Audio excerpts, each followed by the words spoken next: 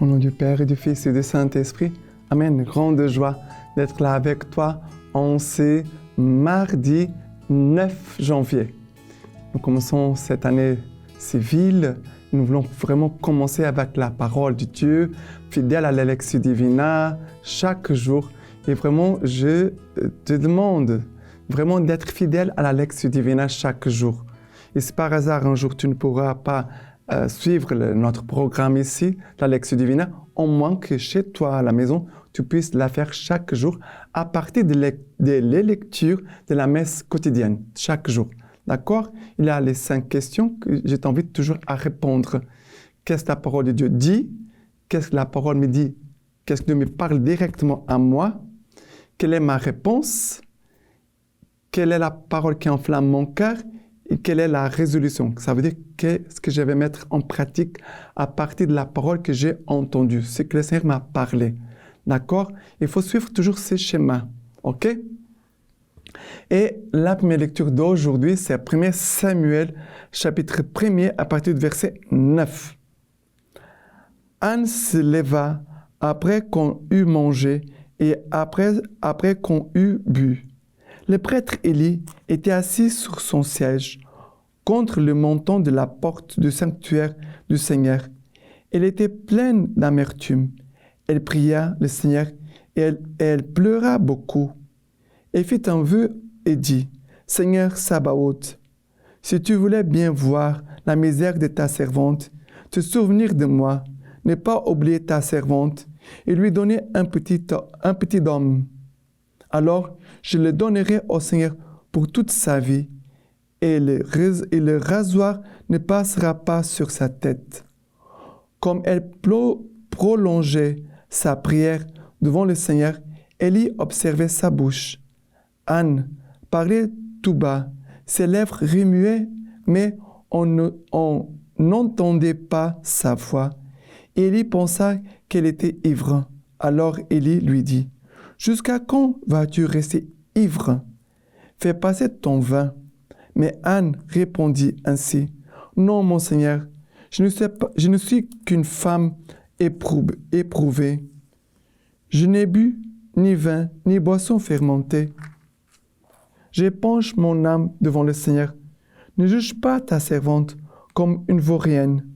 C'est par excès de peine et d'affront que j'ai parlé jusqu'à maintenant. » Et lui répondit, « Va en paix, et que le Dieu d'Israël t'accorde ce que tu lui as demandé. » Elle dit, « Puisse ta servante trouver grâce à tes yeux. » Et la femme alla son chemin. Elle mangea, et son visage ne fut plus le même. Ils se levèrent de bon matin, et après s'être prosternés devant le Seigneur, ils s'en retournèrent et arrivèrent chez eux à Rama. Elkana connut Anne, sa femme, et le Seigneur se souvint d'elle. Anne conçut, et au temps révolu, elle mit au monde un fils, qu'elle nomma Samuel, car, dit-elle, je l'ai demandé au Seigneur. Alors, ça me touche beaucoup, et c'est l'attitude d'Anne. Anne ne va pas parler de sa souffrance, de ses douleurs aux voisins, aux gens de la famille, à des amis partout. Non. Qu'est-ce qu'Anne fait avec sa douleur? Elle va devant le Seigneur. On pourrait dire, elle va dans l'église. Elle se prosterne en adoration et aussi en supplication devant le Seigneur. C'est ce qu'Anne fait. Élie va avoir une parole dure. Va avoir une parole dure en lui disant, il va lui dire, jusqu'à quand vas-tu rester ici ivre? Anne n'est pas vexée. Oh, je suis très offensée, oh mon Dieu, il m'a blessée. Non, Anne va dire quoi? Écoutez bien. Non, mon Seigneur, je ne suis qu'une femme éprouvée. Je n'ai bu ni vin, ni boisson fermentée. Elle dit, j'épanche mon âme devant le Seigneur. Et après, elle va dire, ne juge pas ta servante comme une vaurienne. C'est par excès de peine et d'affront que j'ai parlé jusqu'à maintenant. Ça veut dire qu'elle souffre beaucoup. Et elle dit, ne juge pas ta servante. Ne juge pas ta servante. On pourrait même regarder les gens autour de nous et dire, ne juge pas tes frères et sœurs. Ne juge pas tes frères et sœurs. Car c'est par excès de peine et d'affront que peut-être ils souffrent, ils peinent, ils prient jusqu'à maintenant. Et peut-être ils ont besoin de frères et sœurs qui les soutiennent aussi dans la prière. Anne était toute seule dans le temple. On ne voit pas Elkana, son mari, à côté d'elle. Je ne sais pas où il était. Je ne sais pas s'il était dans un autre endroit du temple, s'il était dehors. Mais Anne était toute seule dans le temple. Où sont les frères et sœurs pour prier ensemble, pour soutenir ceux qui souffrent, ceux qui sont éprouvés? Ils sont où? Elle dit, ne juge pas ta servante, ne juge pas tes frères, car ils sont peut-être alourdis par des souffrances, des épreuves et même d'affronts. Elle va dire, c'est par excès de peine et d'affront. Ça veut dire qu'il y a beaucoup de paroles lourdes, difficiles, dures qu'elle a dû supporter. Et après, je pense qu'il a été tellement touché de l'humilité, de la foi et de l'amour de cette femme qu'il va dire, va en paix et que le Dieu d'Israël t'accorde ce que tu lui as demandé. Voilà, que le Seigneur puisse t'accorder en cette année ce que tu lui demandes. Et après, elle dit, puisse ta servante trouver grâce à tes yeux. Puisse ta servante trouver grâce à tes yeux. Et c'est très beau parce qu'elle se nomme comme servante. Elle ne dit pas, je suis telle personne, je suis telle personne. Elle se nomme comme une servante. Je suis ta servante, je suis la servante. Dans la même attitude de la Vierge Marie. Je suis la servante du Seigneur. Voilà la même chose qu'elle dit ici. Et elle va trouver grâce et elle va concevoir et enfanter un enfant à qui on appellera Samuel. Car je l'ai demandé à Dieu. D'accord? C'est très beau, magnifique. Et le psaume d'aujourd'hui, c'est 1 Samuel chapitre 2, à partir du verset 1er. Mon cœur exulte dans le Seigneur, ma corne s'élève dans le Seigneur. Ma bouche est large ouverte contre mes ennemis, car je me réjouis en ton secours. Après, l'arc des puissants est brisé, mais les défaillants se saignent de force. Les rassasiés s'embauchent pour du pain, mais les affamés cessent de travailler. La femme stérile enfante cette fois, mais celle qui a de nombreux fils s'est flétrie. Et après, c'est le Seigneur qui fait mourir et vivre, qui fait descendre au Sheol et en remonter. C'est le Seigneur qui appauvrit et qui enrichit, qui abaisse et aussi qui élève. Il retire de la poussière les faibles. Du fumier, il relève les pauvres, pour les faire asseoir avec les nobles. Il leur a assigné un siège d'honneur, car au Seigneur sont les piliers de la terre. Sur eux, il a posé le monde. Il retire de la poussière les faibles, du fumier, il relève les pauvres, pour les faire asseoir avec les nobles. Il leur a assigné un siège d'honneur. Nous sommes enfants de Dieu, tous. Le Seigneur vraiment veut nous faire asseoir avec les nobles, assignés sur un siège d'honneur.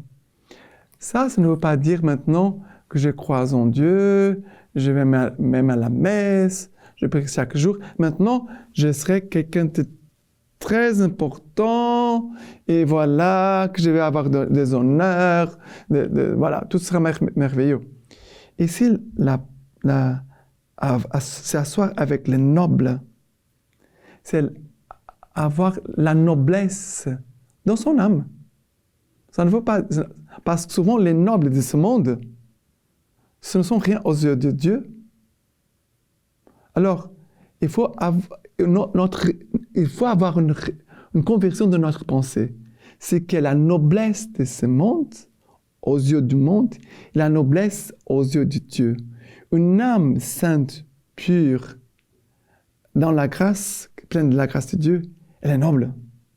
Mais cette noblesse, peut-être, ce n'est pas la même noblesse des gens de ce monde, parce que peut-être il y a les nobles de ce monde qui sont tout pourris, pleins de péchés, et qui vont peut-être se préparer pour aller en enfer. Alors, on doit faire très attention, parce que sinon, on peut confondre les choses. Le Seigneur veut nous donner un siège d'honneur. Oui, cet honneur que le Seigneur veut nous donner, c'est quelqu'un qui vit en paix, avec le regard comme ça, droit, qui n'a rien de choses que l'accuse, que le vexe. Voilà, j'ai une dignité. Je vis d'une façon noble, digne, comme un fils de Dieu. Mais je ne veux pas confondre les choses avec la noblesse de ce monde et les sièges d'honneur de ce monde. Parce que souvent, les sièges d'honneur de ce monde, ce n'est pas celle de la siège d'honneur selon les critères de Dieu. On doit faire très attention. Sinon, on peut se laisser modeler par les pensées du monde qui ne sont pas les pensées de Dieu. D'accord? Faisons attention. Et maintenant, l'évangile d'aujourd'hui, c'est Marc, chapitre 1er, à partir du verset 21. Nous dit ceci. Il pénètre à Capharnaüm, et aussitôt, le jour du sabbat, étant entré dans la synagogue, il enseignait. Et ils étaient frappés de son enseignement, car il les enseignait comme ayant autorité, et non pas comme les scribes. Et aussitôt, il y avait dans leur synagogue un homme possédé d'un esprit impur, qui cria en disant, « Que nous veux-tu, Jésus, les Nazaréens? Es-tu venu pour nous perdre? Je sais qui tu es, le Saint de Dieu. » Et Jésus le menaça en disant, « Tais-toi et sors de lui. » Et le secouant violemment, l'esprit impur cria d'une voix forte et sortit de lui. Ils furent tous effrayés, de sorte qu'ils se demandaient entre eux, « Qu'est-ce que cela? Un enseignement nouveau, donné d'autorité. Même aux esprits impurs, il commande, et ils lui obéissent. » Et sa renommée se répandit aussitôt partout dans toute la région de Galilée. Alors, ici, nous dit que Jésus va entrer à Capharnaüm, il va entrer dans la synagogue. Voilà, la synagogue, c'est le lieu de la prière. Voilà. Jésus est entré pour prier dans la synagogue. Jésus est là en train d'enseigner. La synagogue, c'est un lieu pour la prière et aussi pour la formation. Prière et formation. Au début de cette année, Jésus déjà nous dit l'importance de la vie de prière. Et le thème de cette année, c'est la grande symphonie de la prière. Et aussi l'enseignement. Ça veut dire que l'enseignement, la formation, nous aidera même à mieux prier. Ça veut dire que celui qui reçoit la formation, ça veut dire qu'il va connaître davantage Dieu, il pourra mieux vivre sa vie de prière parce qu'il va savoir à qui il s'adresse. Mieux à qui il s'adresse. Et après, nous a dit que car Jésus enseignait comme ayant autorité et non pas comme les scribes. L'autorité de Jésus, d'ailleurs, au verset 27, ils vont dire, qu'est-ce que c'est là? Un enseignement nouveau, donné d'autorité. Même aux esprits impurs, il commande et lui obéissent. Ça veut dire que Jésus, il est la parole véritable. Jésus est le visage du Père. Jésus est celui qui est loin de l'Esprit Saint. Jésus vit dans cette unité avec le Père et l'Esprit Saint. La communion avec le Père et l'Esprit Saint. Première chose. Deuxième chose, Jésus, il ne va pas dire une chose et faire une autre. La parole qui est donnée, c'est la parole qui est vécue, c'est la parole qui est témoignée, qui est manifestée. Il y a une unité avec le Père, le Fils et l'Esprit Saint. Il y a une unité avec la parole qui est donnée, qui est vécue et qui est témoignée dans la vie, concrètement. Et cela fait l'autorité, fait une autorité. Et on pourrait même dire encore une soumission. Jésus vit dans cette communion avec le Père et l'Esprit Saint, mais Jésus, il est soumis au Père. Je ne suis pas venu faire ma volonté, mais la volonté de celui qui m'a envoyé. C'est encore un autre aspect de l'autorité. Ça veut dire que personne ne peut avoir une autorité tout seul. Ça veut dire que je ne peux pas dire, voilà, j'ai une autorité et voilà, je vais faire ce que je voudrais. Non. L'autorité, c'est toujours quelqu'un qui reçoit un mandat de l'Église. Ça veut dire un responsable qui est sur moi. Ça veut dire l'obéissance, la soumission. D'accord? Voilà quelques aspects qui marquent l'autorité.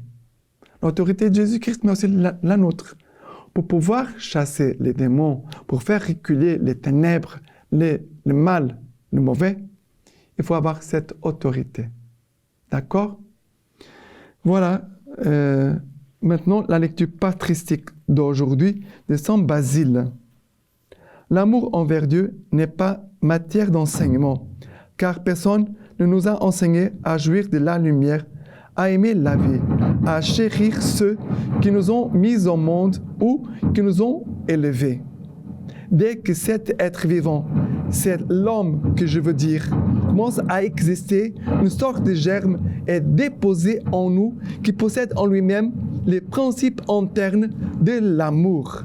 Et maintenant, je vous laisse la bénédiction par les mains toutes pures de la Vierge Marie. Que Tout-Puissant vous bénisse et vous garde, le Père, le Fils et le Saint-Esprit.